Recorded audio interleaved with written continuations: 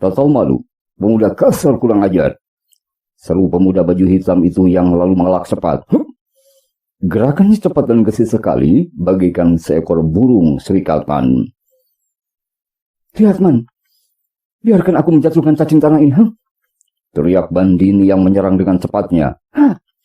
Gadis ini mempergunakan ilmu pukulan Raja Geni dan memainkan kedua tangannya dengan jari-jari terbuka. Akan tetapi jangan dipandang ringan telapak tangan gadis yang berkulit halus ini. Oleh karena kalau kena tampar, pipi orang itu bisa menjadi matang biru dan rasanya panas seperti dibakar. Sedangkan gigi-gigi dalam mulut bisa berantakan. Akan tetapi pemuda baju hitam itu tersenyum manis dan ia mencoba Bandini mau melayani dia sambil mengejek. Sri Kandi, beranikah engkau melawan Arjuna? Berdebah! Riyadman memaki sambil menggertak giginya. Akan tapi ia merasa malu kalau harus menggeroyok pemuda itu. Sungguh pun tak ada yang lebih disenanginya lagi pada saat itu daripada mengirim kepalanya kepada mulut pemuda genit itu. Tiba-tiba Sariwati memandang dengan wajah berseri. Ia memperhatikan baik-baik gerakan pemuda baju hitam itu dan maklum kepandaian pemuda itu masih lebih tinggi daripada kepandaian Bandini dan Riyadman. Pemuda ini memiliki kelincahan dan kecepatan yang hebat sekali, hingga Bandini sebentar saja merasa pening menghadapinya. Tubuh pemuda berbaju hitam itu berkelebat ke sana kemari bagaikan burung serikatan hitam menyambar-nyambar. Berkat ketangkasan tangan Bandini yang membuat gadis itu masih kuat bertahan, dan hatinya menjadi makin gemas oleh karena pemuda baju hitam itu tiada hentinya mengejeknya. Pada saat yang tepat, pemuda itu berhasil menggunakan jari telunjuknya untuk menyentuh hidung Bandini. Gerakan ini demikian cepatnya, hingga tahu-tahu Bandini merasa betapa hidungnya ditoel orang. Bukan main dia marahnya. Kemudian sambil berseru keras ia mencabut pisau belatinya yang tajam mengkilat. Akan tetapi tiba-tiba Sariwati berseru, Bandini, tahan dulu. Biarpun gemas dan kecewa sambil memandang kepada kakaknya Sariwati dengan keras, Bandini, tahan dulu. Biarpun gemas dan merasa kecewa sambil memandang kepada kakaknya dengan heran, Bandini tunduk juga terhadap perintah ini, dan ia menahan pisaunya sambil berdiri terengah-engah. Ia memandang wajah pemuda baju hitam itu dengan kebencian besar, dan seakan-akan hendak ditelannya pemuda nakal ini. Sariwati melangkah maju menghadapi pemuda itu, sambil tersenyum manis Sariwati berkata kepadanya, Adik yang menyamar seperti laki-laki? Siapakah ini? Dan mengapa engkau mengganggu kami? Begitulah yang dikatakan oleh Sariwati, teman-teman budiman. Sariwati sudah menyangka bahwa di balik pemuda itu adalah bukan seorang laki-laki tulen, tapi seorang wanita yang menyamar. Dan bukan main terkejutnya pemuda itu mendengar ucapan dari Sariwati ini. Tak pernah disangkanya bahwa Sariwati bermata tajam dan dapat mengetahui bahwa ia adalah seorang wanita. Padahal dalam hal menyamar, ia sangat mahir dan belum pernah ada orang yang dapat mengenalinya dalam penyamarannya. Karena ia telah mempelajari ilmu menyamar ini dengan baik, hingga ia dapat merubah dirinya menjadi pemuda, menjadi nenek-nenek atau kakek-kakek, atau apapun, sesuai dengan kemauannya. Ternyata insan budiman, pemuda baju hitam ini tiada lain ialah Untari, si maling Haguna, atau si maling budiman, yang dulu pernah bertempur dan dikalahkan oleh Adiguna. Ia lalu mengubah sikapnya dan berkata kepada Sariwati dengan penuh hormat, Saudaraku, engkau bermata tajam sekali. Dan ini bagi saya sudah cukup membuktikan bahwa engkau berkepandaian tinggi dan sakti mandraguna. Engkau berbeda sekali dengan Sri Kandi yang ini. Bandini dan Riyadman merasa terkejut dan heran, hingga mereka saling pandang dengan melongo.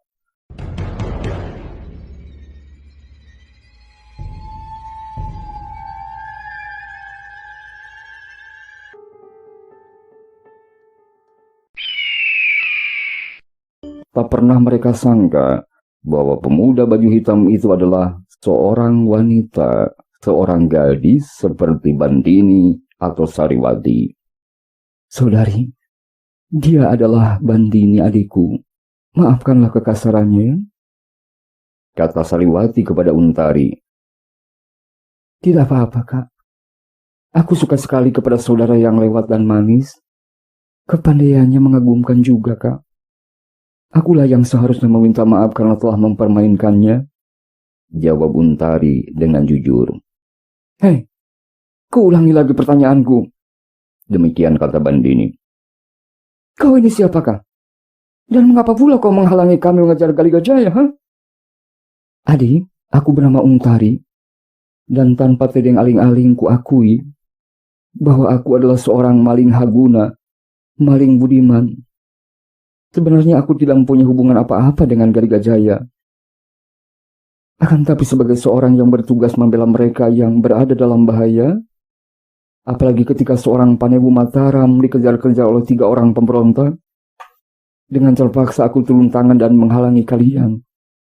Sebaliknya, kalian ini 3 orang yang gagah perkasa, mengapa berlaku sesat dan memusuhi orang-orang petugas Mataram? Apakah kalian tidak takut akan kemarahan Gusti Sultan Agung yang sakti dan arif bijaksana? Adik Untari, dengarkanlah kami, jawab Sariwati. Aku adalah Sariwati, dan ini adikku Bandini. Pemuda itu tuh adalah seorang sahabat kami bernama Riyatman. Sudah kedengar nama Riyatman, kan? Bukankah ia pemimpin pemberontak di Dusun Pakem? Kata Untari sambil memandang tajam kepada Riyatman. Kau telah terkena pengaruh racun jahat yang disebar oleh Galigajaya. Sama sekali Riyatman bukanlah seorang pemberontak, kata Sariwati dengan tenang. Saudara Untari, kami bukanlah pemberontak, dan kami tidak bermaksud memberontak terhadap Mataram. Kami mempunyai urusan dendam pribadi terhadap Galigajaya, dan kami harus membalas sakit hati kami terhadap keparat itu, Untari. Tak mungkin. Kenapa tak mungkin? Tak mungkin. Karena aku sudah memberi janjiku untuk menolong dia dari ancaman kalian, kata Untari sambil menggeleng-gelengkan kepalanya. Hah? Maling rendah tak tahu diri kau, bentak Bandini. Sudah Mbawati, jangan ladeng dia. Sri Kandi marah lagi, ejek Untari. Maling keparat. Rasakan ujung belatiku, ha? Bandini membentak sambil mengirim serangan dengan pisau belatinya. Dan Untari melihat gerakan ini segera ia mengelak ke samping dan ia pun mencabut kerisnya. Nah, sekarang Arjuna diwakili oleh Larasati. Hendak kulihat bagaimana Sri Kandi berlagak melawan Larasati. Kata Untari dengan sikapnya yang jenaka. Bandini makin marah dan keduanya lalu bertempur lagi. Akan tetapi sekarang masing-masing mempergunakan senjata tajam, hingga suara keris beradu berkali-kali dengan pisau belati yang menimbulkan ketegangan dalam hati Riyatman juga Sariwati. Tiba-tiba dari jauh terdengar suara kaki kuda yang banyak sekali dan menuju ke tempat mereka. Mendengar suara ini, baik Bandini maupun Untari menghentikan pertempuran mereka. Ketika mereka memandang ke arah kaki kuda yang riuh itu, terkejutlah mereka oleh karena melihat bahwa yang datang itu adalah pasukan berkuda dari Mataram. Mereka dikepalai oleh seorang panglima besar Mataram, yaitu Tumenggung Suro Agul-Agul. Mereka itu adalah barisan Mataram yang sengaja dikirimkan untuk menumpas pemberontakan dan menangkap iblis wanita yang mengamuk di Waru. Ketika rombongan ini di tengah jalan bertemu dengan Panewu Galigajaya yang melarikan diri, Panewu ini memberitahukan bahwa ia dikejar oleh beberapa orang anak muda pemimpin pemberontakan dan diantaranya terdapat Riyatman, yaitu pemimpin pemberontak dari Dusun Pakem yang dulu belum sempat tertawan. Mendengar hal ini Tumenggung Suro Agul-Agul kemudian memimpin para prajuritnya menuju ke tempat itu.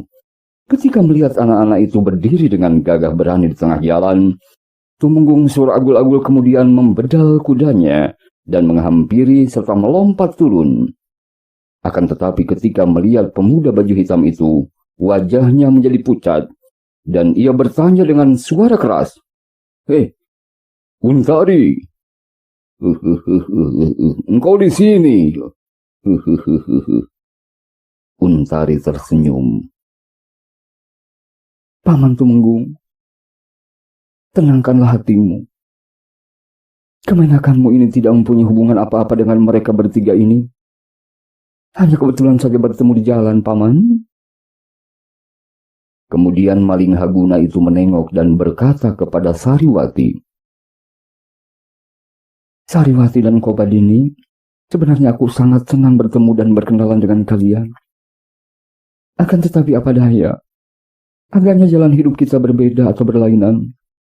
Kalau saja engkau tidak menghadapi pasukan Mataram yang bahkan dipimpin oleh pamanku sendiri, tentu dengan senang hati aku akan membantumu. Lebih baik kalian menyerah saja. Jangan melawan pasukan Mataram." Kemudian ia berkata kepada Tumenggung Suro Agul-Agul, "Paman Tumenggung, maafkanlah hamba tak dapat membantu." Setelah berkata demikian, gadis yang gagah perkasa ini, "Ya!" Ia melompat dan melarikan diri jauh dari tempat itu. Dengan dipandang oleh Tumenggung Suro Agul-Agul yang menjadi pamannya, yang menghela napas panjang. Memang Untari adalah keponakannya. Ia anak tunggal adik perempuannya. Anak yang telah yatim piatu dan dulu ketika bertemu dengan Adiguna, petani tua itu bukanlah orang tuanya. Hanya dipakai untuk menipu Adiguna saja. Akan tapi muda itu terlampau cerdik untuk dapat ditipu sebagaimana yang telah kami tuturkan. Kemudian Suro Agul-Agul menghadapi ketiga anak muda itu dan berkata dengan suara yang halus, "Anak muda, benar seperti yang dikatakan oleh keponakun tadi, Untari. Kalian lebih baik menyerah. Tiada gunanya melawan pasukan Mataram." Demikian kata Tumenggung Suro Agul-Agul. Akan tetapi Riatman menjawab, "Kami lebih baik mati daripada menyerah sebelum dapat membunuh si keparat Galigajaya." "Engkau memang pemberontak muda yang keras kepala, Riatman," kata Tumenggung Suro Agul-Agul. Akan tetapi Tumenggung ini merasa ragu-ragu untuk menyerang kedua gadis yang nampak cantik jelita itu. Ia merasa sayang dan tidak tega kalau harus membunuh kedua darah muda ini. Maka katanya, "Kalian berdua remaja putri ini, mengapa pula ikut-ikut memberontak? Kalian pulanglah saja ke rumah orang tuamu dan berlaku sebagai wanita utama." Bandini mencibirkan bibirnya dan hendak menjawab.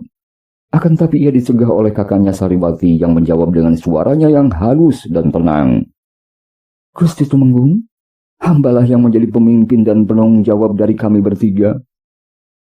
Kami tidak bermaksud memusuhi pasukan Mataram yang kami hormati. Kami hanya ingin membalas dendam kami kepada Galigajaya si keparat." Tumenggung Suro Agul-Agul menggeleng-gelengkan kepalanya. Tampaknya ia belum mengetahui benar siapa Galigajaya. Aneh sekali kalian ini anak muda. Galigajaya, anak-anak, adalah seorang panewu.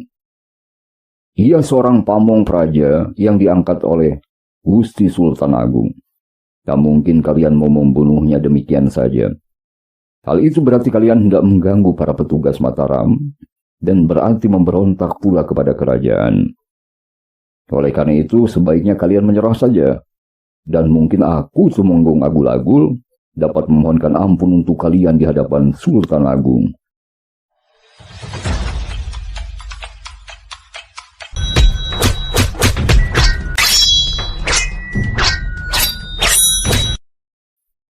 "Maafkan kami, Gusti Tumenggung," jawab Sariwati. "Bukan kami yang menghendaki jika Paduka mendesak hingga terbit pertempuran di antara kita. Lepaskanlah kami, agar kami dapat mengejar dan membalas sakit hati kami kepada Galigajaya. Setelah itu terserahlah, kami tak akan melawan apabila hendak ia tawan. Ya, setelah itu terserahlah, kami seakan melawan apabila hendak ditawan oleh pasukan kerajaan Mataram? Tidak bisa, nak. Dan tidak mungkin. Sebab aku yang bertanggung jawab dan mendapat kesalahan apabila kalian mengganggu Panewu Galigajaya. Dengan terpaksa aku melarangmu. Gusti Tumenggung, bukan hamba yang ingin bertempur dengan Paduka. Akan tetapi kami bertiga telah bertekad bulat untuk melawan siapa saja yang menghalangi maksud pembalasan dendam kami kepada Panewu Galigajaya Kepara. Jawab Sariwati dengan suara tetap dan tenang. Ia memang sangat berwibawa dan pembawaannya tenang, berbeda dengan Bandini yang menjadi adiknya. Rawe-rawe rantas, malang-malang putung, kata Riatman dan Bandini hampir serempak dengan suara gagah, yang menyatakan bahwa mereka pantang mundur selangkah pun dalam pertahankan dan memperjuangkan maksud hati mereka. Dengan pernyataan dua anak muda itu, maka marahlah Tumenggung Suro Agul-Agul melihat kekerasan hati mereka ini. Tangkap mereka. Akan tetapi, kalau tidak terpaksa, janganlah lukai mereka. Ingat, jangan melukai mereka. Demikian perintahnya, dan puluhan prajurit serentak maju hendak menangkap ketiga orang muda itu.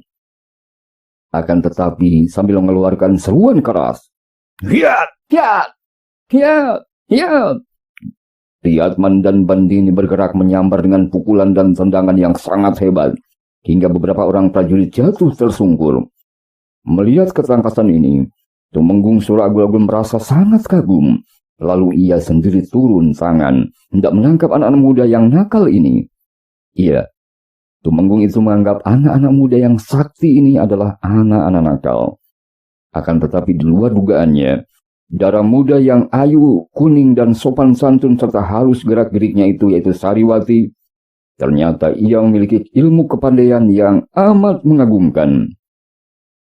Hal itu berbeda dengan Riatan dan Bandini yang mengamuk mempergunakan kekerasan. Sariwati hanya melangkah maju perlahan, dan dengan gerakan tangan yang halus ia mengebut tangannya sambil berseru perlahan, "Prabowo!" Dan ajaib sekali, setiap prajurit yang hendak menyerangnya, apabila kena dikebut dan dibentak, segera roboh bagaikan terdorong oleh suatu tenaga yang sangat besar. Tumenggung Suro Agul-Agul yang hebat sakti mandraguna juga terkejut sekali, karena ia sangat maklum bahwa darah muda jelita yang sangat menawan itu ternyata telah menggunakan ilmu batin yang sangat kuat untuk melawan prajurit-prajurit Mataram dan merobohkannya dengan tenaga kesaktian yang keluar dari kebutan tangan dan bentakan yang sangat mempengaruhi mereka. Semacam ilmu sihir yang sangat luar biasa. Maka ia pun menjadi penasaran dan segera maju menghampirinya. Engkau berani melawanku?" bentaknya sambil mengirim pukulan ke arah pundak Sariwati. Tumenggung Suro Agul-Agul adalah seorang yang sakti dan berilmu tinggi.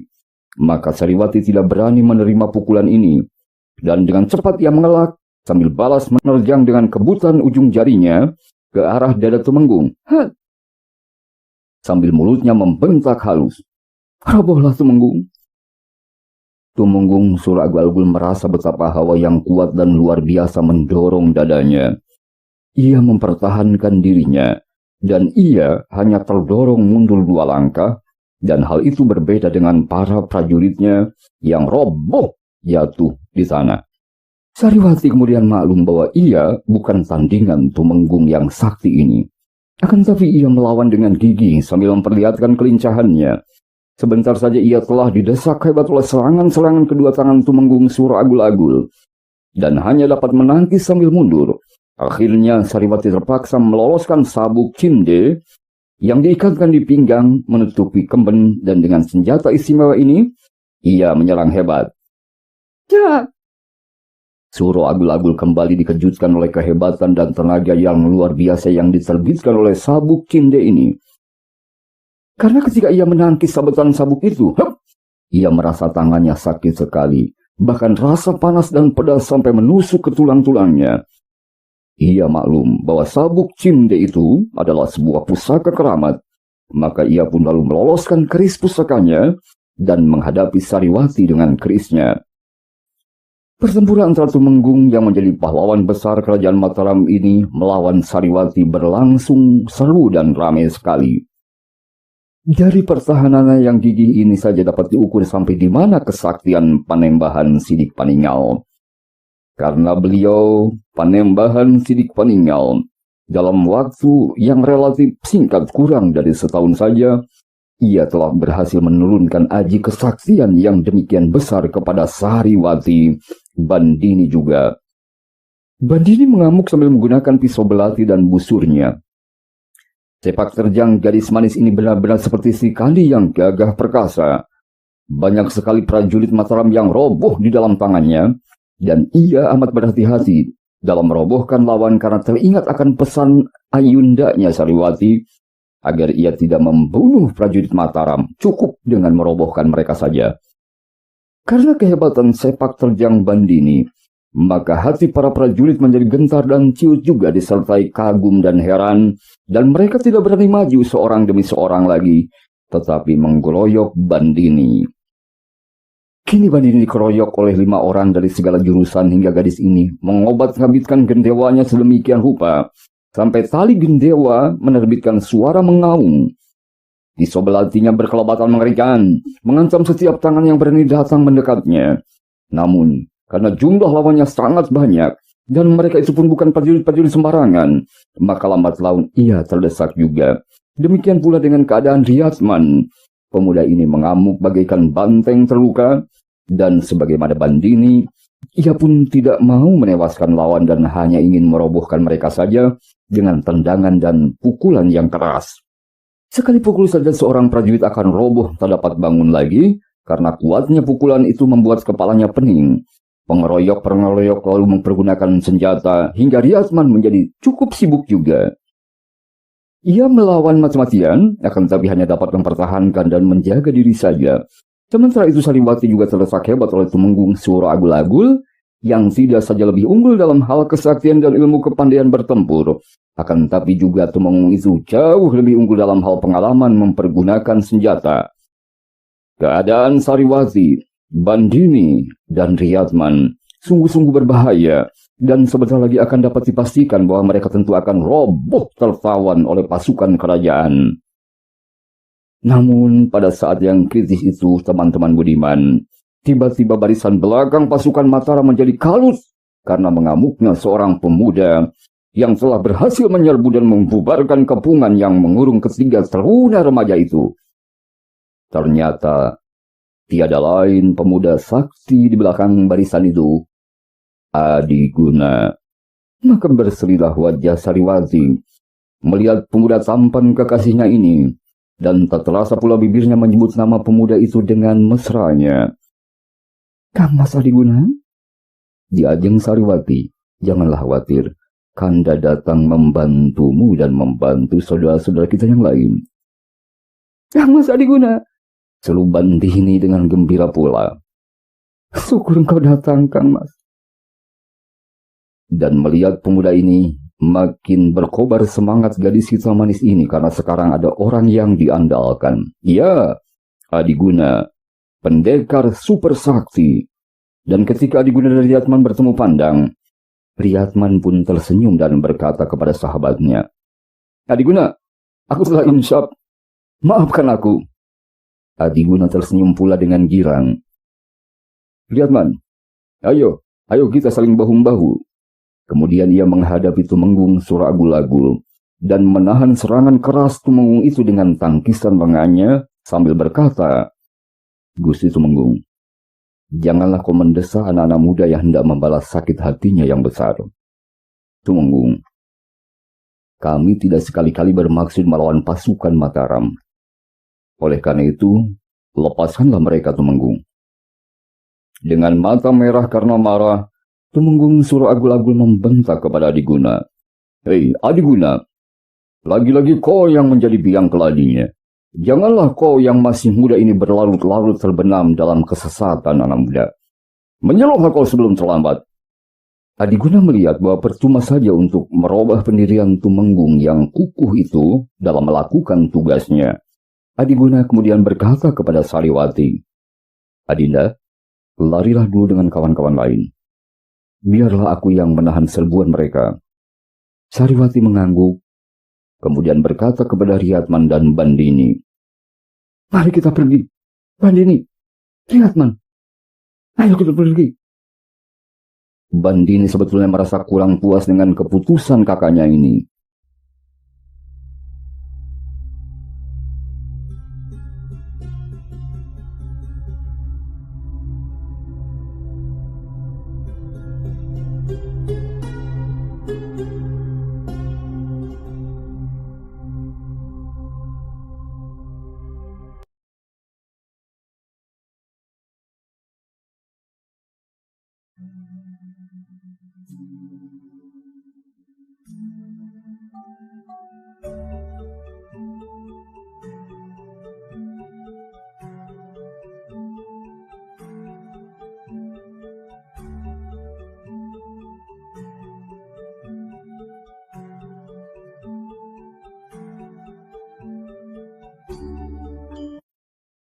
Setelah Adiguna datang dan tiba saatnya untuk membalas desakan lawan, kini ia bahkan disuruh lari, disuruh kabur. Sambil bersungut-sungut, Bandini berlari di samping kakaknya dan ia berkata, "Kang Mas Guna selalu mengalah."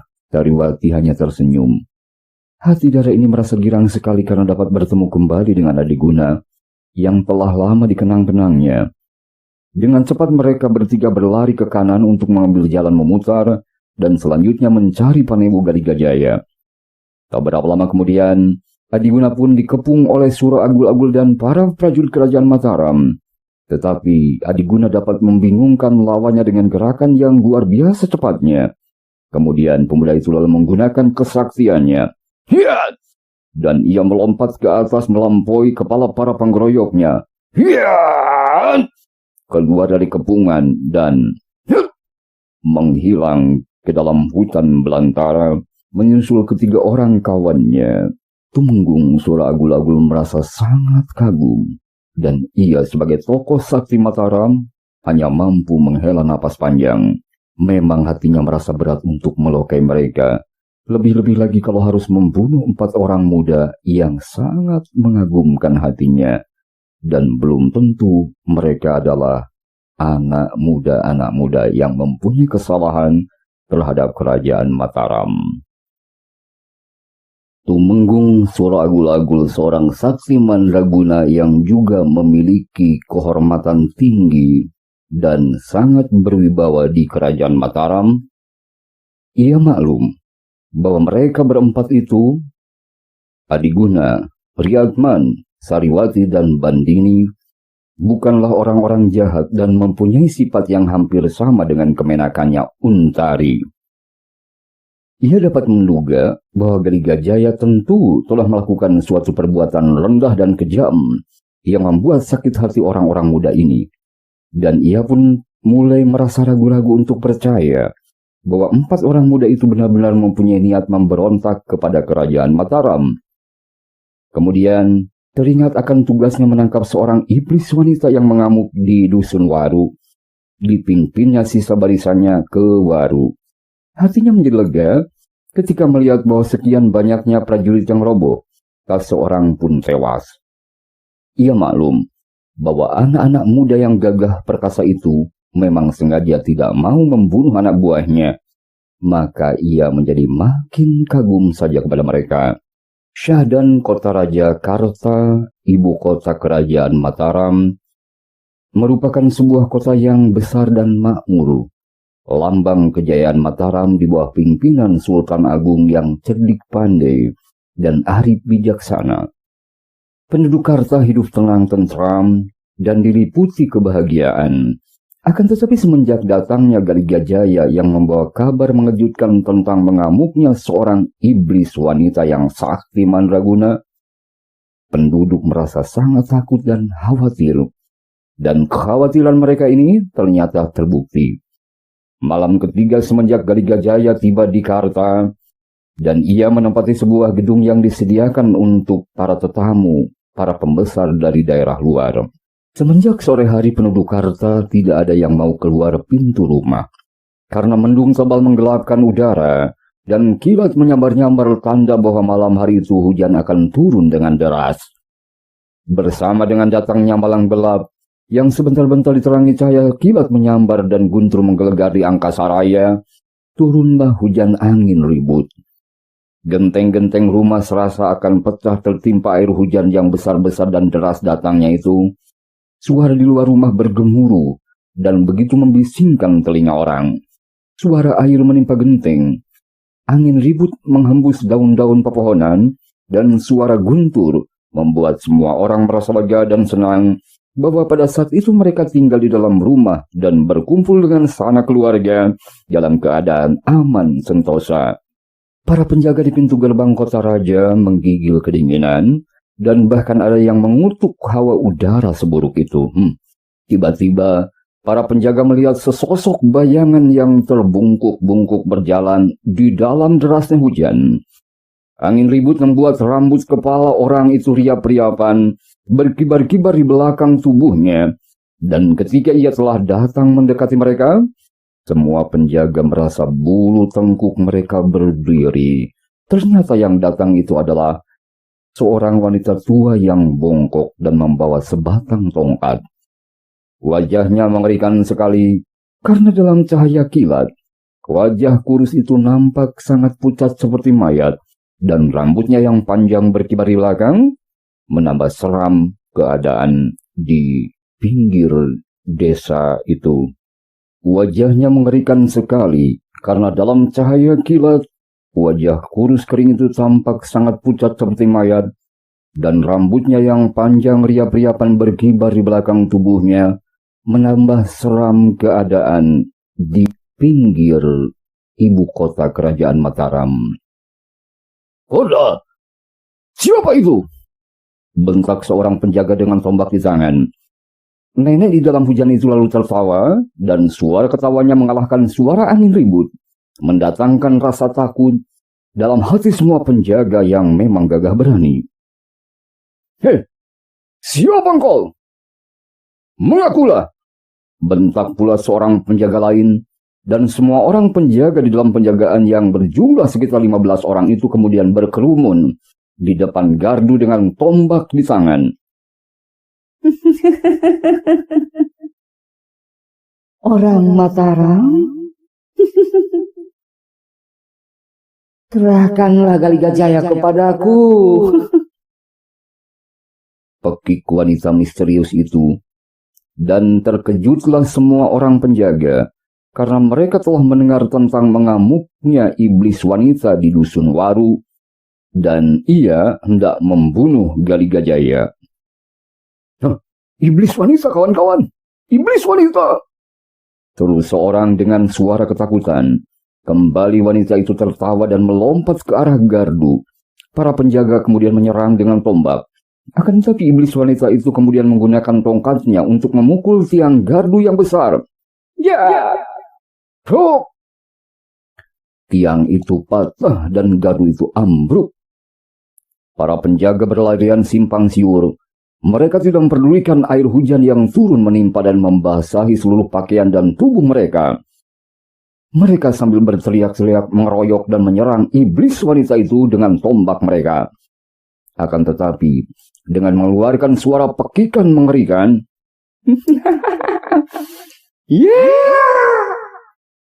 iblis wanita itu memutar-mutarkan tongkatnya dan semua tombak terpental jauh.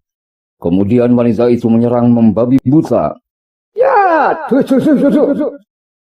Hingga bergelimpanganlah tubuh-tubuh para penjaga. Sambil mengamuk, iblis wanita itu terus masuk ke dalam kota raja dan gegerlah seluruh kota Karta, ibu kota Mataram. "Wah, iblis mengamuk di Mataram!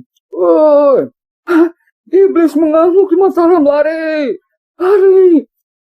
teriak orang-orang dan semua penduduk segera merapat pintu dan jendela mereka kuat-kuat, dan mereka berkumpul di dalam rumah dengan hati berdebar ketakutan. Orang-orang lelaki menyiapkan senjata mereka di tangan, dan para ibu memeluk anak-anaknya dengan cemas. Orang-orang tua segera membakar kemenyan, dan juga dupa terus berdoa minta diselamatkan dari iblis yang mengamuk di Mataram itu. Prajurit-prajurit berlari-lari keluar membawa tameng dan tombak dan seluruh tenaga dikerahkan untuk menangkap iblis wanita yang mengamuk di kota raja ini. Para panglima Mataram keluar dari rumah masing-masing membawa pusaka mereka. Iblis wanita itu agaknya mencari-cari di mana adanya Galigajaya. Oleh karena itu ia mengamuk sambil memekik-mekik menyebut nama Galigajaya. Ke barat, Galigajaya, keluarlah, agar aku beset kulit dan dadamu kuganyang. Kuganyang jantung dan isi perutmu, Galigajaya, ke barat. Teriakan menyeramkan iblis wanita ini diulangi berkali-kali. Dan dengan hantam kromo, ia mengamuk dan memukuli rumah-rumah penduduk Karta. Tiap kali pintu rumah dipukul, hancur. Ia menjenguk ke dalam mencari-cari dengan sepasang matanya yang sangat mengerikan. Orang-orang dalam rumah pun saling berpelukan dengan takut sekali. Bahkan wanita-wanita banyak yang roboh pingsan ketika iblis itu menjenguk dari ambang pintu yang telah ambruk, menengok ke gubuk mereka atau ke rumah mereka. Iblis wanita itu tidak mengganggu orang di dalam rumah. Ia hanya mau melihat keadaan di rumah apakah Galigajaya ada di sana. Setelah diyakini bahwa Galigajaya tidak berada di rumah-rumah itu, ia memekik-mekik dan memaki-maki kemudian pergi lagi untuk memukul hancur pintu rumah yang lain lagi. Kebetulan ada seorang laki-laki yang cukup pemberani yang tinggal dalam satu rumah.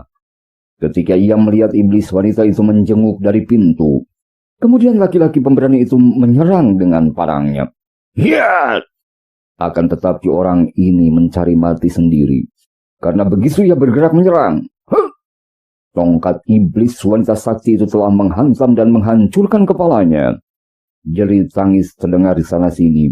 Dan para prajurit setelah memburu ke tempat itu lalu menggeroyok iblis wanita. Iblis wanita itu mengamuk sejadi-jadinya dengan hebatnya. Dan tak seorang pun di antara para prajurit Mataram yang terjun itu kuat menahan serangan tongkatnya yang ampuh dan mengeluarkan bau amis itu.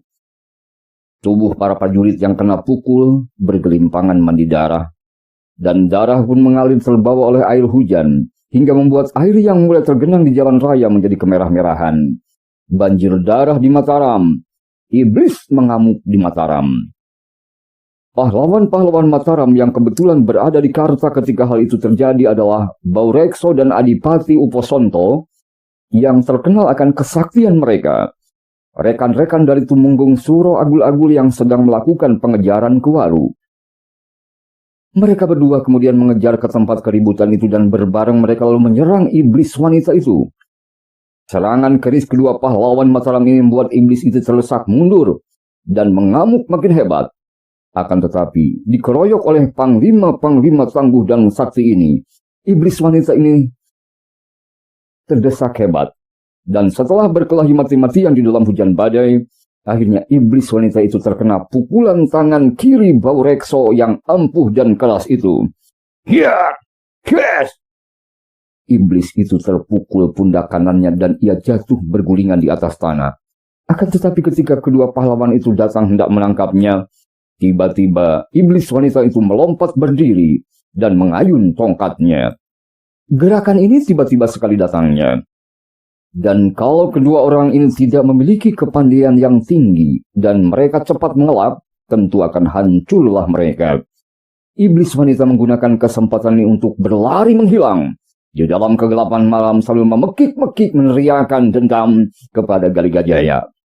Ketika Baurekso mengadakan pemeriksaan, ternyata bahwa yang terluka dan tewas dalam amukan itu berjumlah lebih dari 30 orang. Syahdan pada keesokan harinya pasukan yang dipimpin oleh Tumenggung Suro Agul-Agul tiba juga di Karta. Oleh karena Tumenggung ini tidak berhasil mencari iblis wanita itu di Waru, ia pergi ke Karta. Ketika mendengar bahwa iblis itu semalam telah mengamuk di kota raja, Tumenggung Suro Agul-Agul marah sekali. Penjagaan pun dilakukan dengan ekstra ketat dan keras, dan seluruh daerah Karta ibu kota Mataram diperiksa untuk mencari di mana persembunyian iblis wanita itu. Akan tetapi, agaknya iblis wanita itu menghilang bersama perginya sang malam yang gelap gulita. Hari itu penduduk Karta ramai membicarakan tentang iblis wanita yang mengamuk di kerajaan Mataram dan menjatuhkan sekian banyak korban. Hati semua orang gentar. Sri Sultan Agung Raja Mataram sendiri ketika menerima laporan, ia tertegun. Dan beliau duduk termenung seakan-akan memikirkan peristiwa yang sangat aneh ini. Sri Sultan kemudian memerintahkan agar semua pahlawannya mengerahkan tenaga istimewa dan berusaha sekerasnya untuk menangkap iblis yang mengamuk di Mataram ini.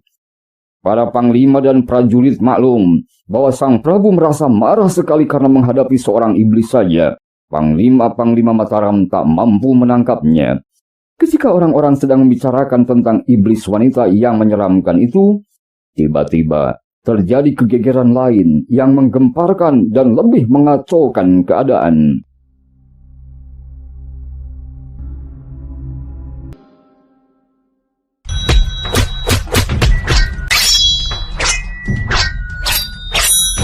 Teman budiman, peristiwa yang menimbulkan kegemparan ini terjadi di tempat pemondokan Panewu Garigajaya. Dengan menyamar sebagai penduduk biasa, pemuda Adiguna berhasil membawa Riyadman, Bandini, dan Sariwati memasuki pintu gerbang tanpa menimbulkan kecurigaan, dan ia berhasil pula mencari tahu di mana tempat tinggal Garigajaya, pokok pangkal segala peristiwa. Akan tapi Adiguna dan kawan-kawannya belum mengetahui tentang terjadinya geger yang disebabkan oleh iblis wanita tadi malam. Ketika itu Garigajaya sedang berada di dalam rumah pondokan dan hatinya berdebar-debar ketakutan ketika mendengar bahwa iblis wanita itu telah mengejar dan menyusulnya ke Karta. Diam-diam ia dapat menduga bahwa iblis wanita itu tentulah Rondo Kuning yang entah bagaimana telah berubah menjadi iblis yang dahsyat dan begitu mengerikan. Panewu Garigajaya yang katanya gagah perkasa bergidik dan bulu tengkuknya berdiri. Kalau ia ingat akan ancaman Rondo Kuning, maka ia sama sekali tidak berani keluar dari pintu pondokannya. Ia berdiam diri saja di dalam beserta selir-selirnya yang menghiburnya. Ketika penjaga pondokan memberitahu bahwa ada orang-orang petani dari Waru hendak bertemu dengannya, Garigajaya yang sedang kebingungan itu terpaksa keluar, karena ia pun ingin sekali mendengar berita tentang keadaan di desanya. Akan tetapi, ketika ia keluar dan melihat bahwa yang datang adalah Adiguna, Riyadman, Bandini, dan Sariwati, ia menjerit dan hendak lari masuk lagi. Akan tetapi, Riyadman telah melompat menerjang, dan menyerangnya hingga terpaksa ia melawan. Kepandaiannya yang cukup tinggi membuat Riyadman terhuyung mundur. Ketika Panewu itu menangkis pukulannya dengan keras dan Bandini berseru, "Panewu bangsat, terimalah pembalasanku." Gadis ini kemudian menyerang dengan pisau belatinya. Garigajaya yang sudah terkepung itu terpaksa menarik kerisnya dan ia melakukan perlawanan hebat. Sayang sekali teman-teman, bahwa ia tidak membawa sabuk lawai merah yang diandalkannya, hingga ia melawan hanya dengan sebilah kerisnya. Akan tapi oleh karena ia sudah begitu nekat, maka tidak mudah bagi Bandini dan Riyadman untuk menjatuhkan dirinya. Sariwati kemudian maju pula mengeroyok, dan Adiguna juga maju lagi. Kali ini Garigajaya kewalahan, dan keadaannya sangat berbahaya. Akan tetapi teriakannya minta tolong telah menarik perhatian orang, dan sebentar saja di situ terdapat banyak prajurit yang membantunya. Hingga sebaliknya keempat orang muda itulah yang dikeroyok oleh mereka. Ternyata para prajurit dapat melawan 4 anak muda yang tangguh itu dan begitu sakti hingga banyak orang yang telah roboh kena pukulan dan tendangan mereka. Terutama sekali Adiguna yang memegang setiap lawan dan melempar-lemparkan kepada pengeroyok lain seakan-akan orang melemparkan ketela-ketela busuk saja. Tak berapa lama kemudian datanglah Baurekso, Adipati Uposonto, dan juga Tumenggung Suro Agul-Agul. Semua prajurit lalu mengundurkan diri memberi tempat kepada ketiga pahlawan besar Mataram itu untuk mewakili mereka menangkap 4 orang pengacau itu. Garigajaya sendiri segera menyelamatkan diri dan ia lari ke dalam rumah. Ia masuk ke kamarnya, dan mengunci kamar itu dari dalam. Melihat kedatangan panglima-panglima tangguh ini, Adiguna kemudian mengajak kawan-kawannya melarikan diri. Ia lari paling belakang. Hiat! merupakan pertahanan teguh hingga kawan-kawannya dapat lari dengan selamat. Oleh karena biarpun ia dikeroyok oleh ketiga orang jago Mataram itu, namun pertahanan Adiguna benar-benar sangat hebat dan tangguh hingga para pengejarnya tak dapat menghalangi larinya Riyadman, Bandini dan juga Sariwati. Baurekso marah sekali dan ia mengeluarkan tombaknya yang jarang dipakai, yakni tombak pusaka Bandu Denta. Melihat ujung tombak yang mengeluarkan cahaya merah ini, Adiguna sangat terkejut dan ia lalu melepaskan ikat kepalanya dan mengebut dengan ikat kepala itu. Ketiga jago Mataram terkejut dan mundur karena hawa yang keluar dari kebutan itu sungguh ampuh dan sangat luar biasa. Adiguna mempergunakan kesempatan untuk melarikan diri dengan cepatnya. Ketiga jago Mataram mencoba mengejarnya. Akan tetapi oleh karena Adiguna mempergunakan aji kesaktian hingga larinya secepat angin, maka sebentar saja pemuda itu dapat melarikan diri keluar kota dan menyusul kawan-kawannya dengan selamat. Maka gegerlah kota raja dengan terjadinya peristiwa ini. Malam tadi iblis wanita mengamuk. Dan kini pada siang hari bolong ada 4 orang muda yang super sakti datang. Lagi-lagi mengamuk di ibu kota Mataram. Akan terjadi apakah di Mataram? Demikian orang-orang berpikir dengan hati kecut. Malam hari itu kembali iblis wanita mengamuk lagi. Dan kini iblis wanita ini bahkan terus mengamuk sampai ke depan keraton Sri Sultan Agung. Kalau biasanya ia hanya membawa sebatang tongkatnya yang berbengkok-bengkok dan hitam, kini tangan kirinya membawa selai kain yang basah. Dan ketika Baurekso, Adipati Uposonto, dan Tumenggung Suragulago berusaha menangkap iblis wanita itu, ia mengibas-ngibaskan selampai itu dan air pun memercik dari situ menyerang ke arah ketiga orang Panglima Mataram itu. Mereka segera mundur dengan terkejut sekali, karena air yang bersih keluar itu menyiarkan bau busuk seperti bau bangkai yang telah lama rusak.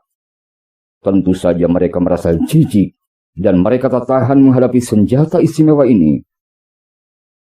Ketika tiba di depan keraton Sri Sultan Agung, iblis wanita itu mencerit-cerit.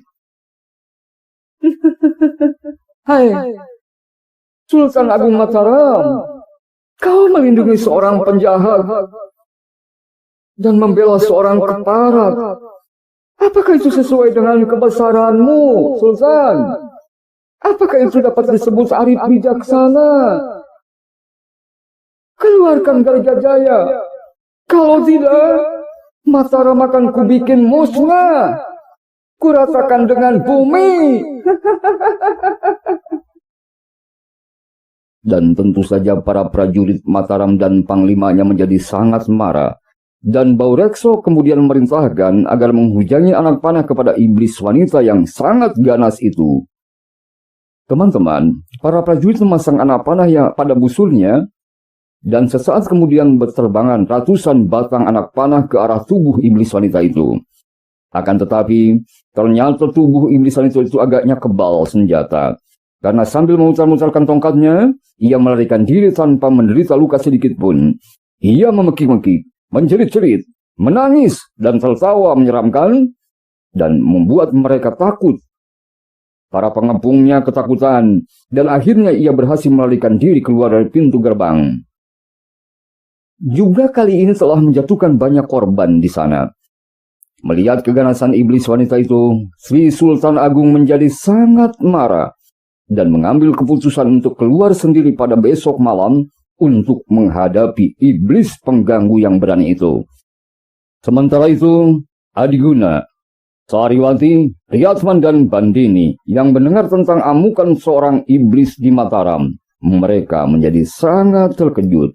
Siapakah iblis wanita super sakti yang mengamuk di Mataram? Kawan-kawan, kita harus membantu Mataram dan mencoba untuk menangkap iblis wanita yang mengamuk itu dan merusak Mataram. Ini adalah tugas kewajiban kita sebagai kawula Mataram. Demikian kata Adiguna, karena merasa kasihan betapa puluhan orang prajurit telah tewas di tangan iblis yang ganas dan mengerikan itu. Kau benar, saudaraku Adiguna. Iblis itu telah berani menyerang keraton berarti ia telah berani menghina Sri Sultan Agung. Biarlah aku membantu untuk menangkapnya. Sebagai penebus dosaku dulu karena aku telah mempunyai maksud untuk memberontak terhadap kerajaan Mataram. Kata Riyadman membuat suatu pernyataan. Sariwati dan Bandini saling pandang. Dan keduanya mempunyai perasaan yang tidak enak sekali. Siapakah iblis wanita itu? Pikir mereka dan di sudut hati mereka mempunyai dugaan yang mengerikan. Jangan-jangan iblis itu adalah ibu mereka sendiri, Rondo Kuning. Akan tapi mereka segera mengusil pergi dugaan hati ini jauh-jauh. Tak mungkin ibunya sampai menjadi seorang iblis yang sangat sakti dan mengerikan. Mereka tidak berani memikirkan hal ini, sehingga ketika Adi Guna menyatakan pendapat mereka, Sariwati dan Badin tidak dapat menyatakan pendapatnya. Selain itu, sebagai seorang wanita, biarpun mereka memiliki kepandaian, namun merasa ngeri dan takut mendengar tentang sepak terjang yang ganas dan kejam itu. Terserah kepadamu sajalah. Aku dan Bandini tentu saja siap membantu, kata Sariwati dengan menundukkan kepala. Adiguna mencari kesempatan untuk bicara berdua dengan Sariwati, dan ketika kesempatan itu tiba, yaitu dengan perginya Riyadman dan Bandini yang mencari buah-buahan di hutan, Adiguna berkata dengan suara halus kepada Sariwati, "Di Ajeng Sariwati, aku telah maklum apa yang kau khawatirkan. Aku sendiri pun mempunyai dugaan kuat bahwa iblis wanita itu bisa jadi ibumu sendiri, Rondo Kuning." "Kang Mas Adiguna." Sariwati menahan jeritnya dengan muka pucat. "Tenanglah, Di. Ini hanya dugaan kakang saja dan belum tentu benar salahnya. Akan tetapi andai kata benar bahwa iblis itu adalah ibumu sendiri, apakah yang harus kuperbuat?" Ia memandang tajam. Tak tertahan lagi dari kedua mata Sariwati yang indah itu mengalir turun air mata. "Bagaimana? Aku sendiri tidak tahu, Kang Mas. Apakah yang harus kulakukan? Aku menyerah saja kepadamu, Kang Mas. Terserah kau yang mengaturnya." Adiguna melangkah maju dan memegang tangan Sariwati. "Adikku sayang, kita telah mendapat pelajaran untuk menjunjung tinggi kebajikan dan untuk menolong sesama manusia yang menderita. Maka andai kata ternyata bahwa iblis itu benar-benar ibumu, Rondo Kuning, tak dapat tidak kita pun harus melawannya. Iblis itu telah mendatangkan malapetaka kepada rakyat Mataram, dan kalau kita diamkan saja, apakah kita dapat disebut pembela-pembela kebenaran dan keadilan yang menolong orang sengsara? Nah, Di Ajeng, pikirkanlah baik-baik. Kita mengejar-ngejar Galigajaya oleh karena ia seorang jahat dan telah banyak membinasakan orang. Sekarang, iblis ini pun telah banyak menewaskan orang di Ajeng, terutama di wilayah Mataram.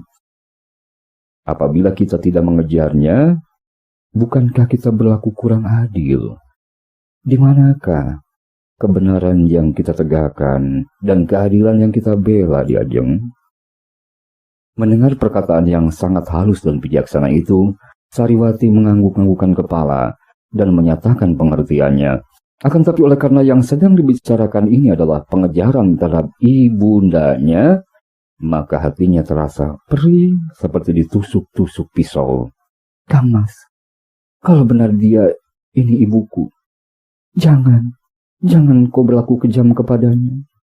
Jangan pula kau siksa dia dan musnahkan saja dengan segera." Gadis itu kemudian menangis. Hatinya merasa terharu dan sangat sedih. Dengan bibir gemetar, ia pun mengeluh. Ibu, mengapa kau menjadi demikian?" Adiguna merasa sangat kasihan dan mendekap kepala kekasihnya ke dadanya. "Di Ajeng Sariwati, janganlah kau bersedih, Di Ajeng.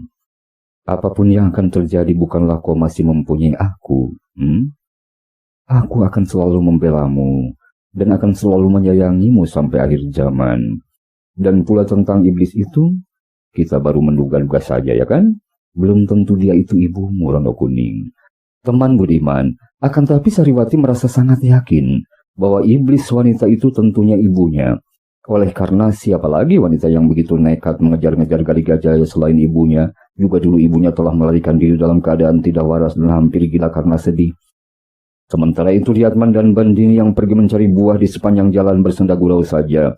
Mereka kedua muda-mudi ini mempunyai adat yang cocok, sama jenaka dan sama keras hati. Akan tapi keduanya mempunyai hati yang baik.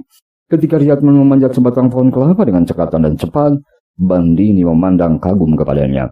Setelah pemuda itu memetik beberapa buah kelapa muda dan melemparkannya ke bawah, Bandini dari bawah berteriak, "Riatman, kau sungguh pandai memanjat pohon kelapa. Tidak ubahnya seperti... Riatman memandang ke bawah. "Seperti apa, hei?" tanyanya sambil meluncur turun. "Seperti kunyuk monyet." "Kurang ajar kau. Awas kau. Kalau aku sudah turun, akan kucubit bibirmu yang nakal itu." Riatman mempercepat turunnya, dan ketika ia tiba di bawah, Bandini lalu melarikan diri. Riatman mengejar, dan mereka lalu berkejar-kejaran di dalam hutan sambil tertawa-tawa. Bandini cepat larinya dan gesit sekali gerakannya hingga sukar bagi Riatman untuk menangkapnya. Setelah berkejar-kejaran sekian lama sambil tertawa-tawa, Bandini kemudian berkata, "Sudahlah Riatman, jangan kita bercanda gurau saja. Mbak Wati dan Kang Mas Adiguna terus menanti-nanti kita, dan lagi aku ada sesuatu yang hendak kukatakan padamu." Melihat sikap sungguh-sungguh gadis itu, Riatman juga bersikap sungguh-sungguh. Mereka berdua lalu pergi mengambil buah kelapa muda dan beristirahat sebentar di atas rumput. "Jangan kau memaki aku punya monyet lagi ya. Jangan bilang monyet lagi, Bandini," kata Riatman. "Habis engkau dulu juga pernah memaki aku banci," kata Bandini mengerling tajam. Bukankah sekarang aku tak pernah memakimu lagi, Ban? Apakah aku begitu buruk seperti seekor monyet, Bandini? Katakan dulu, apakah aku pun begitu buruk seperti seorang banci? Riatman menggeleng-geleng kepala dengan cepat. "Tidak, engkau seperti Silkandi, bahkan lebih hebat lagi dari dia. Engkau cantik, manis, dan gagah." Dua pasang mata saling pandang, dan Bandini merasa girang sekali.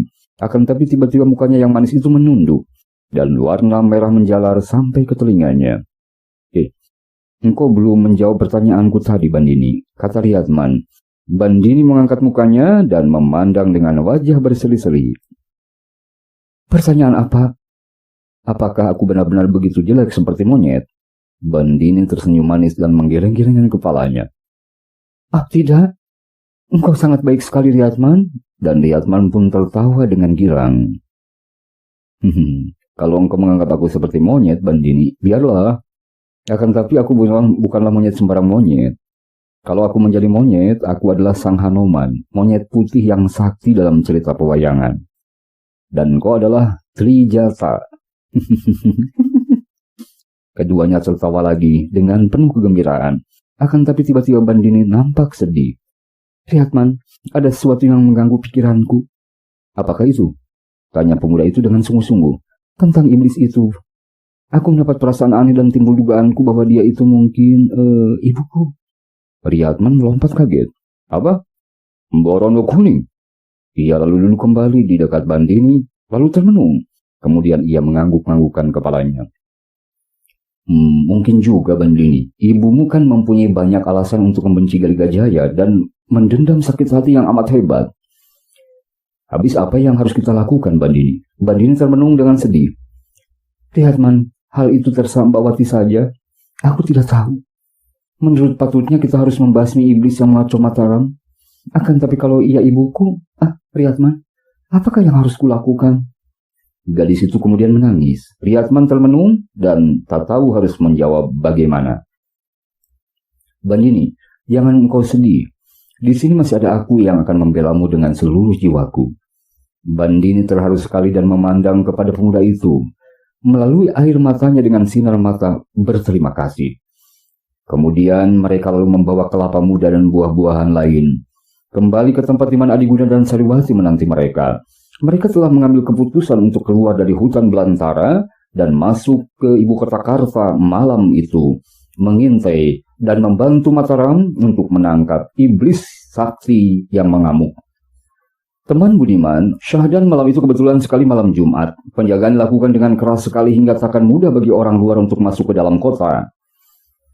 Akan tapi dengan cerdiknya Adiguna yang telah dapat menduga hal itu telah masuk bersama 3 kawannya siang tadi ke dalam kota dan bersembunyi menanti datangnya malam.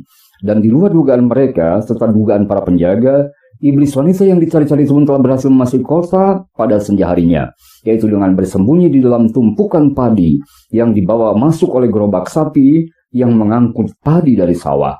Tak seorang pun yang dapat menyangka kecerdikan ini. Ketika gerobak itu tiba di tempat sunyi, iblis wanita itu melompat turun tanpa diketahui orang lain, dan kemudian bersembunyi juga sambil mencari-cari tempat tinggal Gali Gajaya.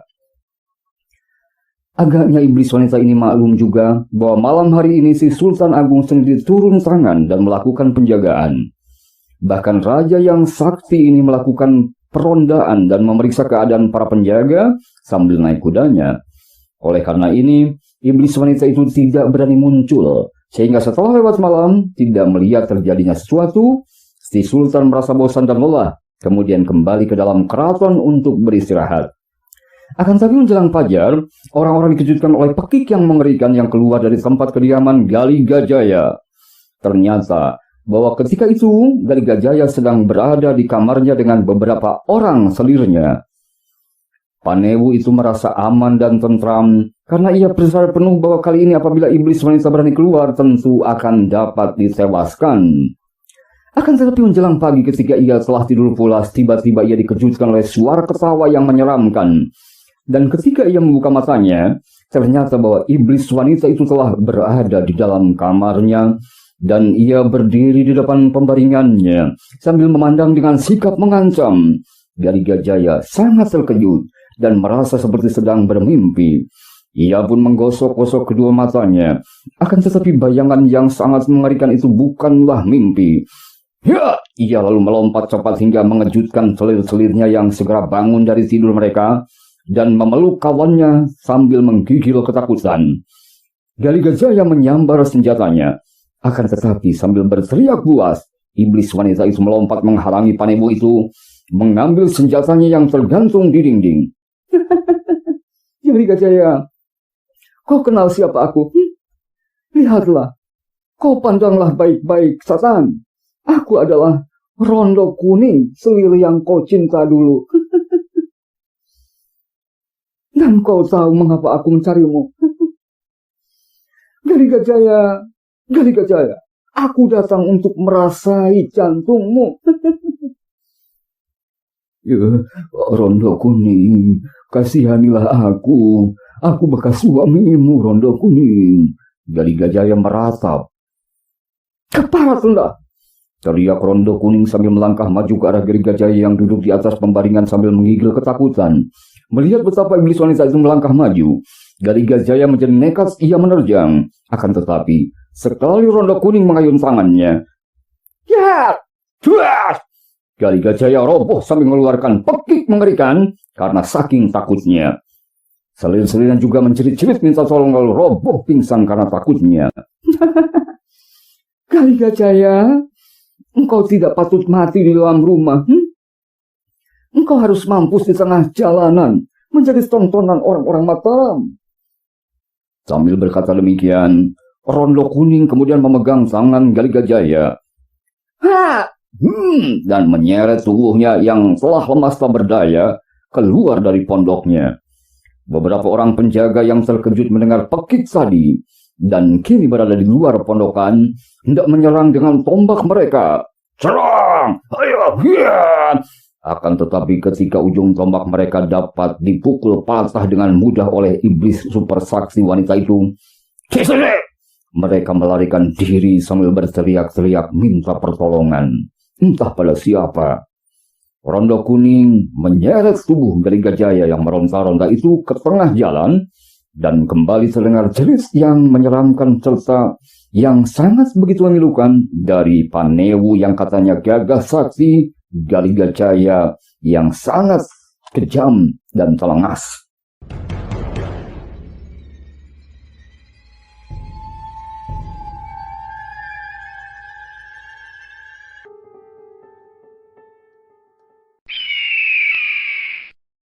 Beberapa kali terdengar jerit mengerikan itu. Oh, ampun, ampun, ampun Rondo Kuning, ampunilah aku. Seakan-akan Gali Gajaya mengalami kesakitan hebat dan ketakutan begitu besar. Kemudian jerit itu tidak terdengar lagi, terganti oleh suara tertawa yang diselingi tangis yang begitu memilukan. Teman budiman, Adiguna mendengar jeritan itu, maka ia segera berkata kepada ketiga orang kawannya, "Kawan-kawan, aku mengajar dulu ke sana. Kalian menyusulah cepat-cepat." "Iya!" Kemudian pemuda yang gagah berani itu lalu mempergunakan kepadanya untuk berlari cepat mengejar ke arah tempat di mana terdengar jeritan memilukan itu. Pada saat itu fajar telah mulai menyingsing dan keadaan tidak segelap tadi. Akan tapi kabut tebal masih menyelimuti seluruh kota. Ketika Adiguna tiba di tempat itu dan memandang ke arah di mana ia melihat bayangan orang, hampir saja ia berteriak karena merasa sangat ngeri. Ia melihat betapa mayat Galigajaya rebah terlontang di atas jalan dengan mandi darah. Dadanya koyak-koyak dan rongga dadanya terbuka, dan di dekatnya dia, iblis wanita itu, Rondo Kuning, yang telah menjadi iblis di Mataram, duduk sambil mengunyah benda yang berdarah hingga mulutnya berlumuran darah. Demikian pula kedua tangannya. Ternyata iblis wanita ini benar-benar telah mengganyang jantung Galigajaya yang dicabutnya keluar dari dalam dadanya. "Iblis kejam!" teriak Adiguna. "Hiat!" Dan ia lalu maju menyerang dengan ikat kepalanya, karena ia tahu bahwa iblis ini sangat sakti. Rondo Kuning kemudian melompat berdiri dan bagikan seekor serigala yang khawatir makannya direbut. Ia mengerang keras dan menyambar tongkatnya, kemudian menyerang pemuda Adiguna. "Ya!" Mereka kemudian bertempur sangat hebat. Adiguna mengerahkan kesaktiannya, akan tapi ia menjadi ketakutan oleh karena Rondo Kuning benar-benar bukan merupakan manusia lagi. Agaknya iblis itu telah menguasai. Iya, iblis telah menguasai dirinya hingga ia sejahat dan sekejam iblis. Dan kesaktiannya memang sangat luar biasa, boleh dibilang super sakti. Pukulan ikat kepala Adiguna hanya membuatnya roboh sebentar, untuk kemudian melompat lagi dan melakukan serangan pembalasan yang membuat Adiguna terhuyung-huyung mundur. Dan ketika Adiguna masih belum sempat bersiap sedia, tahu-tahu Rondo Kuning telah berhasil menangkap lengannya. "Aku memang perlu pemuda-pemuda tampan untuk menjadi pelayan di Laut Kidul. Galigajaya telah kudapati dan ia pantas menjadi pemakan bangkai di sana. Karena banyak sekali bangkai-bangkai yang mengotorkan tempat Galigajaya pemakan bangkai. Dan engkau menjadi pelayan yang tampan, anak muda." Ketika Rondo Kuning sudah siap sedia hendak mencekik pemuda itu dengan tangannya yang berkuku runcing, tiba-tiba terdengar jerit yang sangat keras di belakang mereka. "Ibu!" Rondo Kuning tersentak kaget mendengar suara ini, dan tangannya yang telah diangkat hendak mencekik leher Adiguna itu tertahan. Ternyata bahwa yang memekik itu adalah Sariwati yang datang bersama Riyatman dan Bandini. Melihat betapa pemuda kekasihnya tertangkap dan hendak dibunuh ibunya sendiri, tak terasa lagi Sariwati menjerit, dan jeritannya itu telah menolong nyawa Adiguna. Riyatman marah sekali melihat kejadian ini, dan ia segera menerjang iblis wanita itu dengan kerisnya. "Lihat, iblis terkutuk!" Demikian serunya ia menusuk dengan kerisnya ke arah dada Rondo Kuning. Akan tetapi Rondo Kuning mengangkat lengannya, dan sekali ia bergerak, ia telah berhasil menangkap Riyatman pula. "Ibu!" teriak lagi Sariwati. "Lepaskan Kang Mas Adiguna, Bu!" Rondo Kuning membelahkan matanya memandang kepada Sariwati. "Pemuda ini siapakah? Kekasihmu?" Sariwati mengangguk dan sambil tertawa terkekeh-kekeh. Rondo Kuning melepaskan lengan Adiguna dan mendorong pemuda itu hingga jatuh terduduk di pinggir jalan. Adiguna merasa heran sekali karena ia merasa bahwa yang dilawannya ini benar-benar bukan seorang manusia. Memang setelah berhasil makan jantung Galigajaya, keadaan Rondo Kuning benar-benar berubah, dan kesaktiannya yang dimiliki pada saat itu menakjubkan. Seakan-akan ada iblis yang masuk ke dalam tubuhnya. "Bawalah pulang kekasihmu manis. Akan tapi pemuda kasar ini cukup tampan juga ya untuk menjadi pelayan di Laut Kidul." "Ibu, kau lepaskan Riyatman. Kalau kau mengganggu dia, aku akan menyerangmu dengan belati ini, Bu." Bandini yang berseru sambil memandang Rondo Kuning ibunya dengan sinar mata berapi-api. Rondo Kuning terkejut dan nampak marah mendengar ada orang berani melawannya. Akan tetapi ketika sinar matanya yang liar itu bertemu dengan pandang mata Bandini anaknya yang gagah berani itu, tiba-tiba ia tertawa terkekeh-kekeh lagi. Kau sita manis yang galak. Apa mukamu ini? Kekasih muka ya? Tak perlu bertanya, Bu. Pendeknya, kau harus melepaskan dia. Rondo Kuning menggiring-giringkan kepalanya. Kalau bukan kekasihmu, aku akan mentekik lehernya. Sambil berkata demikian, jari-jari dengan kuku panjang itu telah menjalar ke dekat leher Yatman yang tak berdaya dan hanya dapat memandang kepada Bandini dengan mata terbelalak. Jangan, Bu! Jangan, Bu! Dia kekasihku! Kata Bandini sambil meloncat maju, menangkap lengan Yatman dan menariknya dari pegangan Rondo Kuning. Iblis wanita itu tertawa menyeramkan dan mendorong tubuh Yatman hingga pemuda itu terlempar dan bertumbukan dengan Bandini hingga keduanya jatuh di atas tanah. Pada saat itu Bahu Rekso dan lain-lain panglima telah juga tiba di situ dan memandang peristiwa ini dengan mata terbelalak.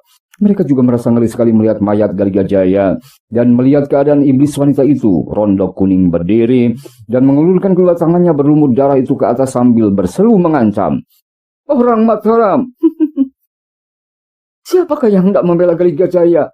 Majulah kalian, biar aku menambah sarapanku dengan beberapa buah jantung segar. Pada saat itu, tiba-tiba orang-orang di keliling tempat itu berlutut dan dari dalam kabut keluarlah seorang laki-laki yang berpakaian indah. Teman budiman, pada saat yang cukup kritis seperti itu, karena memang iblis wanita itu nyaris tanpa tanding di sana, tiba-tiba orang-orang yang berkeliling di sekitar tempat itu semua jatuh berlutut. Berlutut, ada apakah? Dan dari dalam kabut keluarlah seorang laki-laki yang berpakaian indah sekali dan sikapnya sangat agung. Yang baru datang itu tiada lain ialah Sri Sultan Agung, Raja Mataram sendiri. Dengan langkah tetap dan pandang mata tenang dan tajam, Sultan Agung menghampiri Rondo Kuning yang masih berdiri dengan tubuh bongkok dan mata liar. Sultan Agung kemudian berdiri dengan kedua kaki terpentang dan kedua tangan di pinggang sambil menatap wajah Rondo Kuning. Iblis wanita itu ketika melihat Sultan Agung kemudian memekik liar dan menubruknya dengan jari-jari terbuka ke arah leher Sultan Agung. Akan tetapi Raja Sakti itu mengebutkan tangan kirinya dan mengenai kening iblis wanita itu. Terdengarlah pekik mengerikan dan tubuh iblis wanita yang super sakti itu roboh di depan Sultan Agung. Pergi kamu, pergilah tinggalkan tubuh wanita ini. Sri Sultan Agung membentak dengan suara yang amat berpengaruh. Iblis wanita itu masih memekik-mekik dan melompat berdiri lagi hendak menyerang Sri Sultan. Akan tetapi kembali tangan kiri Sultan Agung menampar dan kini tubuh itu jatuh bergulingan di atas tanah seperti cacing kena abu panas. Namun iblis wanita itu memang kebal sekali. Ia pun mencoba untuk menyerang kembali hingga sampai 7 kali. Sultan Agung Raja Mataram menamparnya sambil tiap kali membentak mengusir iblis yang mempengaruhi Rondo Kuning. Melihat betapa ibunya mendapat siksaan dari Sultan Agung, Sariwati dan Bandini menjerit dan menangis, kemudian menghampiri tubuh yang masih bergulingan. Setelah kena tampar yang ke-7 kalinya oleh Sultan Agung, agaknya ia tak kuasa bangun lagi dan bergulingan sambil menjerit-jerit. Ibu, minta ampun ibu, minta ampun kepada si Sultan Agung, kata Bandini sambil memeluk tubuh yang mengerikan itu. Ibu, sadarlah ibu, aku anakmu Sariwati, Bu. Rondo Kuning memandang kepada 2 gadis itu, dan tiba-tiba ia terisak. Kemudian menjatuhkan diri berlutut di depan kaki Sultan Agung. Pergilah dan bawa tubuh yang kau nodai ini, agar jangan mengotori yang lain. Si Sultan Agung bersabda. Rondo Kuning kemudian menjerit lagi dengan suara memilukan, kemudian bangun berdiri dan berlari pergi dari situ. Ibu. Kedua gadis itu hendak mengejar ibunya, Akan tetapi Adiguna dan Liat memeluk kekasih masing-masing, mencegah mereka mengejar Rondo Kuning. Orang-orang lain dan prajurit-prajurit Mataram yang mengejar nenek bongkok itu melihat Rondo Kuning terus berlari menuju Bengawan Solo, dan kemudian wanita itu melompat ke dalam air, terus menghilang, tak timbul lagi. Tubuhnya tak pernah ditemukan orang, entah menjadi korban buaya, entah berada di mana. Teman-teman budiman, menurut jalan cerita versi lainnya, karya Kopingho ini dikembangkan diantaranya oleh Yohanes, bahwa kedua anak muda yang dimaksudkan adalah Adiguna dan Sariwati, ketika tiba di tempat pertempuran ibunya yang dikeroyok oleh bala tentara Panewu Bergajaya dan Mataram, mereka melihat ibunya yang hidup terlunta-lunta dan menderita lahir batinnya. Sementara itu dengan kekuatan batinnya, Adiguna telah menemukan suatu ketidakwajaran pada diri Rondo Kuning, terutama pada saat ia menikmati jantung mantan suaminya Gergajaya. Kemudian Adiguna membimbing Sariwati untuk melihat keadaan alam roh. Di Ajeng Sariwati, janganlah berprasangka buruk terhadap ibumu. Semua yang beliau lakukan saat ini bukanlah kehendaknya sendiri, melainkan penguasa kegelapan yang merasukinya. Mari kita pusatkan batin dan kita lihat apa yang sesungguhnya terjadi pada ibumu. Oh, Kang Mas, Bunda diperalat oleh para roh jahat, Kang Mas. Apa yang dilihat di alam roh membuat gejolak hati Sariwati hampir tak tertahankan. Namun sebelum ia berbuat sesuatu, tiba-tiba Bandini dan Liatman berseru pelan, memperingatkan kedua muda-mudi itu bahwa ratusan orang prajurit Mataram datang menyerbu Rondo Kuning secara bergelombang dan seolah-olah tidak menghiraukan keselamatannya lagi. Adiguna, Ayunda Sariwati, awas! Pintu istana terbuka dan para prajurit datang menyerbu ke sini. Serbu!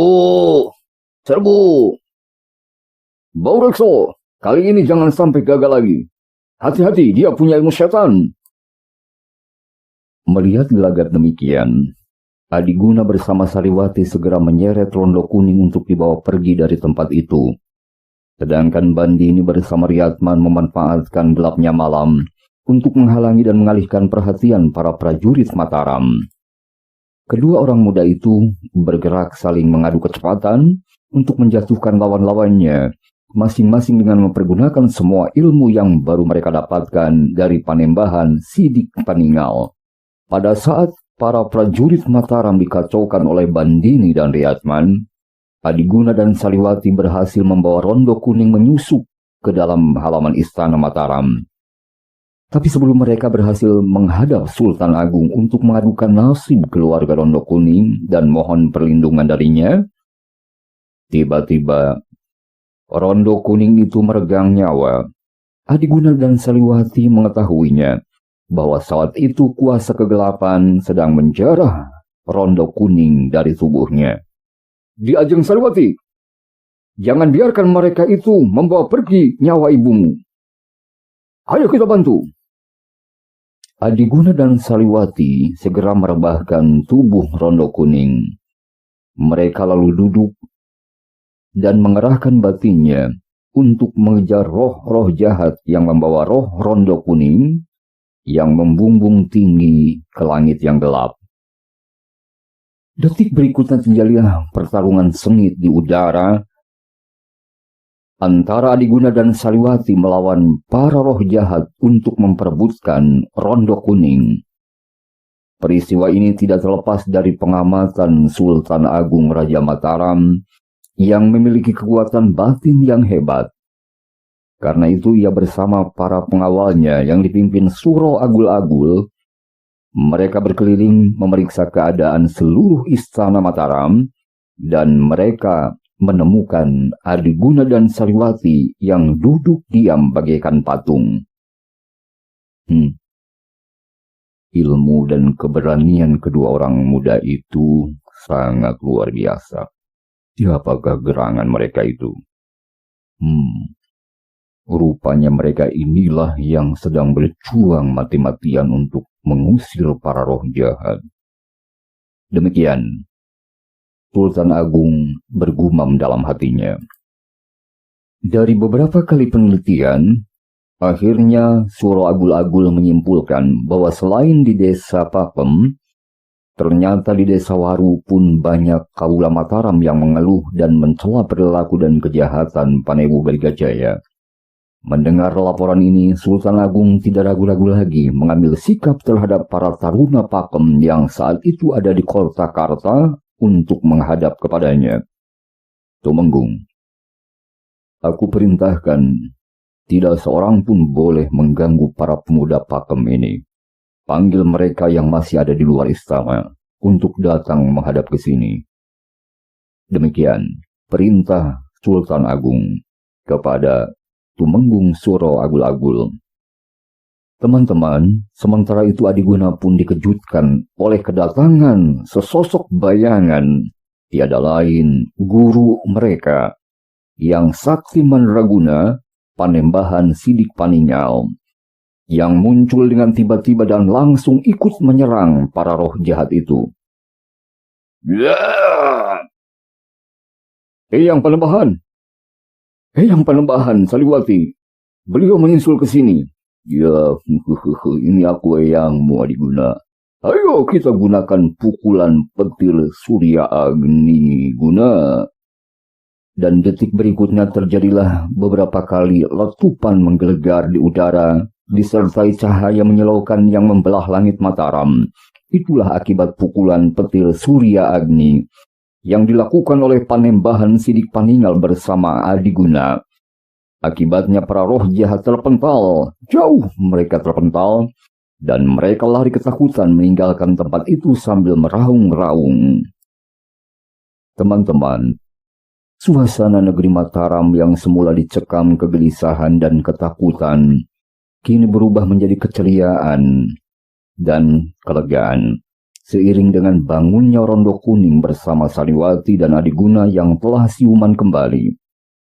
Ketika menyadari siapa yang berdiri di hadapannya, mereka bertiga segera mengikuti Bandini dan Riatman untuk menyembah Sultan Agung Raja Mataram. Sementara itu si Sultan Agung kemudian memandang kepada dua pasang muda-mudi, kemudian bertanya dengan suara keren. Adiguna dan kawan-kawannya lalu juga menjatuhkan diri berlutut dan menyembah. Ampun beribu ampun Gusti Junjunan hamba sekalian. Hamba mengaku salah dan segala keputusan paduka akan hamba terima dengan rela. Si Sultan Agung memberi tanda agar supaya mayat Baligajaya dibawa pergi. Setelah mayat itu diangkut orang, beliau kemudian berkata kepada Baurekso, Paman Baurekso, tangkap dan penjarakan 4 anak-anak nakal ini. Baurekso maklum bahwa si Sultan hanya hendak memberi pengajaran kepada 4 anak muda itu dan takkan menghukum mereka. Maka dengan wajah berseri siap menjalankan perintah itu. Kendati demikian, malam itu mereka pun harus menginap di rumah tahanan istana sambil menunggu kebijaksanaan Sultan Agung yang akan mengadili mereka dalam menghadapi hal-hal yang pelik. Sultan Agung sering termenung. Beliau merenung memohon dengan penuh hikmat dari Yang Maha Kuasa agar ia dapat mengambil suatu kebijaksanaan yang tepat. Hal itu pun ia lakukan semalaman sambil memandang ke langit seorang diri. Syahdan pagi itu Rondo Kuning bersama keempat pemuda Pakem telah mempersiapkan diri dan siap dihadapkan pada sidang yang hendak mengadili mereka yang dianggap telah mengacau ketentraman Mataram. Rondo Kuning duduk bersimpuh dan memohon ampun kepada Sultan Agung. Gusti Sultan, hamba mohon ampun. Mohon kiranya Gusti Sultan Agung mengampuni kedua orang putih hamba dan juga kedua orang muda Pakem itu. Mereka terlibat dalam perkara ini karena ingin membela dan melindungi hamba yang dianiaya oleh Panewu Galigajaya itu. Gusti Sultan, hamba rela menanggung segala hukuman yang dikenakan pada mereka. Demikian pernyataan Rondo Kuning kepada Sultan Agung. Akan tetapi pada saat itu serombongan wanita datang dengan tangisnya yang memilukan, dan datang-datang mereka semua berlutut di depan Sang Prabu. Dengan ratap tangis, semua wanita itu ternyata adalah janda dari Pakem, menuturkan tentang keganasan Galigajaya. Betapa katanya Panewu yang kejam itu telah menganiayai Rondo Kuning, bahkan telah membunuh putranya sendiri dan telah menculik ketiga anak tirinya. Kemudian menceritakan pula betapa Panewu Galigajaya telah membasmi dusun Pakem dan membunuh banyak rakyat di sana, lalu membuat laporan palsu bahwa rakyat Pakem yang memberontak terhadap Mataram. Semua orang merasa terharu mendengar jerit tangis dan cerita mereka ini, teman budiman, dan merasa gemas kepada Galigajaya yang telah mati dalam keadaan demikian menyeramkan. Karena berbagai pertimbangan dan saran yang diajukan oleh Suro Agul-Agul yang telah melihat ke lapangan, akhirnya Sultan Agung memberi pengampunan. Rondo Kuning dan keempat pemuda Pakem itu bebas dari semua tuntutannya. Bahkan melalui sidang itu, akhirnya Sultan Agung mengangkat Adiguna menjadi kepala desa Pakem dan merestui Sariwati untuk menjadi istrinya. Kemudian Riyadman pun diangkat menjadi kepala desa Waru dan merestui Bandini untuk menjadi pendamping hidupnya. Demikianlah dua pasang suami istri yang berbahagia itu mengabdi untuk kejayaan kerajaan Mataram. Ketika Sultan Agung menentang keras penjajahan Belanda, mereka pun tidak segan-segan tampil ke depan untuk berjuang membela kerajaan. Bagaimana dengan Rondo Kuning, teman-teman budiman? Dikisahkan bahwa Rondo Kuning pun tidak mau menyia-nyiakan sisa hidupnya. Setelah ia berhasil mempelajari berbagai ilmu pertabiban, ia pun mempersembahkan hidup dan ilmunya untuk pengabdian kepada masyarakat demi mengobati berbagai penyakit, terutama di lingkungan kerajaan Mataram yang dipimpin oleh Raja Sultan Agung. Demikianlah keempat anak muda itu, Adiguna, Sariwati, Riyadman, dan Bandini, yang gagah perkasa itu hidup berbahagia. Sedangkan ibunya Sariwati dan Bandini, Rondo Kuning, mengabdikan dirinya untuk rakyat Mataram. Sri Sultan Agung mengangguk-angguk dan beliau bersabda, "Kalau begitu, kesalahan terletak di pundak Galigajaya yang telah tewas. Biarlah peristiwa ini dijadikan contoh oleh semua orang bahwa betapapun pandai seorang menutupi kesalahannya dan kejahatannya, akhirnya Hyang Agung akan menjatuhkan hukumannya juga." Kemudian dengan suara halus dan manis budi, si Sultan mengampuni kesalahan Adiguna, Riyadman, Sariwati, dan Bandini. Bahkan ia berkata, "Adiguna, kau berjodoh dengan Sariwati dan bawalah istrimu ini ke Pakem.